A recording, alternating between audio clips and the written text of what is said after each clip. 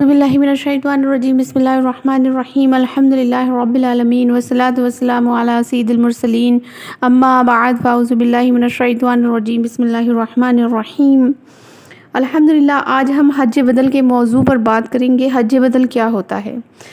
हज बदल वो होता है कि जिस पर हज फ़र्ज़ हो उसकी तरफ से किए जाने वाले हज बदल की कुछ शर्तें हैं, मगर हज नफ्स की कोई शर्त नहीं।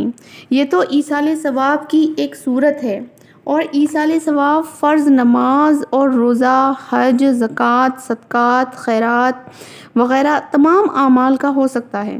लिहाजा अगर अपने मरहूम वालिदैन वग़ैरह की तरफ से आप अपनी मर्ज़ी से हज करना चाहें, यानी उनका फ़र्ज़ था, ना उन्होंने वसीयत की थी, तो इसकी कोई शराइत नहीं। एहराम हज वालिद या वालिदा की नियत से बांध लीजिए और तमाम मनासिक हज बजा लाइए।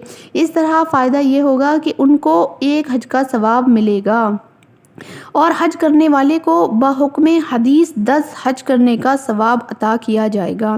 लिहाजा जब भी नफल हज की सआदत मिले तो अफजल यही है कि वालिद या वालिदा की तरफ से कीजिए। याद रहे, ईसाल सवाब के लिए किए जाने वाले हज तमत्तो या किरान की कुर्बानी वाजिब है, और हज करने वाला खुद अपनी नियत से करे और इसका भी ईसाल सवाब कर दे। नंबर 1, हज बदल।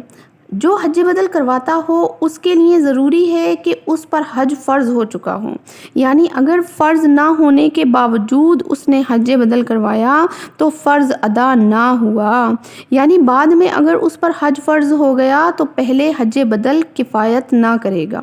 दूसरा तरीका यह है कि जिसकी तरफ से हज किया वो इस कदर आजिज़ और मजबूर हो कि ख़ुद हज कर ही ना सकता हो।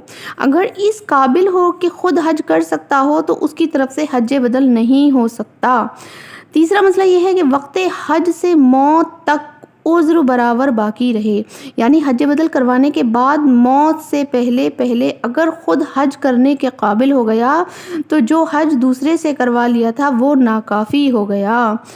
चौथी शर्त यह है कि हाँ, अगर वो कोई ऐसा उज़्र था जिसके जाने की उम्मीद ही न थी, मसलन नाबीना है और हज बदल करवाने के बाद अखियारा हो गया, तो अब दोबारा हज करने की ज़रूरत नहीं है। तो हज बदल के काफ़ी मसाइल हैं कि हमें हज बदल किस तरह करना चाहिए और किस किस का करवाना चाहिए, जो मैंने आपको बताया।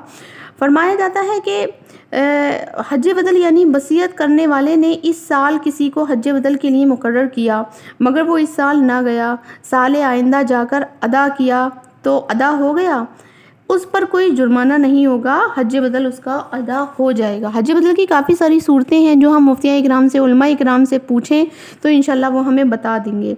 हज बदल करने वाले के लिए ज़रूरी ये है कि जो कुछ बचा है वो वापस कर दे, यानी जिसने हज करवाया है। अगरचे बहुत थोड़ी सी चीज़ हो उसे रख लेना जायज़ नहीं।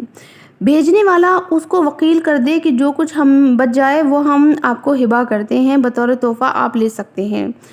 कि ये भेजने वाला करीबुल मौत हो और इस तरह वसीयत कर दे कि जो कुछ बचे उसकी मैं तुम्हें वसीयत करता हूँ, तो इस तरह से आप पर वो चीज़ लेना जायज़ हो जाएगी। अगर कोई आपसे हज बदल करवा रहा है, उसकी रकम या कोई भी चीज़ जो उसने दी है अगर आपकी बच गई है तो वो इस तरह से हो जाएगी। तो ये हमारा हज बदल का तरीका है, और हज बदल की शर्तें हैं। मैंने कुछ ही शर्तें यहाँ पर बयान की हैं, शर्तें बहुत ज़्यादा हैं। अगर किसी को किसी के बदले हज करना है और करवाना है अपने वालिदैन के लिए, किसी के लिए भी, तो मुफ्तियाँ इकराम, उलमा इकराम से रब्ता करें, इंशाअल्लाह आपको रहनुमाई मिलेगी।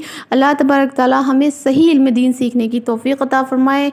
आमीन बिजाह नबी अमीन।